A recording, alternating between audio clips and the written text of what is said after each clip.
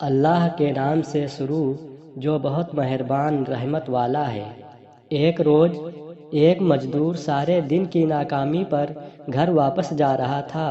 سارا دن اسے کوئی بھی ایسا کام نہ مل سکا جسے کر کے وہ کچھ پیسے کما سکے اور اپنے گھر والوں کے کھانے کے لیے کچھ چیزیں خرید سکے۔ وہ اسی سوچ میں چلتا جا رہا تھا کہ آج رات کا گزارا کیسے ہوگا۔ بہرحال وہ یہی سوچتے ہوئے چلتا جا رہا تھا کہ اچانک راستے میں حضرت ابراہیم بن ادھم رحمۃ اللہ علیہ سے ملاقات ہو گئی۔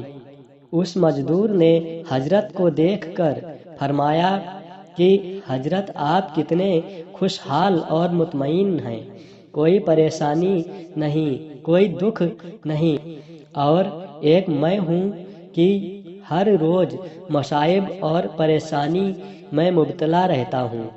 حضرت ابراہیم بن ادھم رحمۃ اللہ علیہ نے فرمایا، اچھا ایسا کام کرو کہ میری تمام عمر کی عبادات اور صدقات کا ثواب تم لے لو اور مجھے صرف آج کے دن کی پریشانی پر جو اجر آپ کو ملنے والا ہے وہ اجر مجھے دے دو۔ یہ سن کر اس مزدور کی پریشانی ختم ہو گئی اور وہ مطمئن ہو گیا۔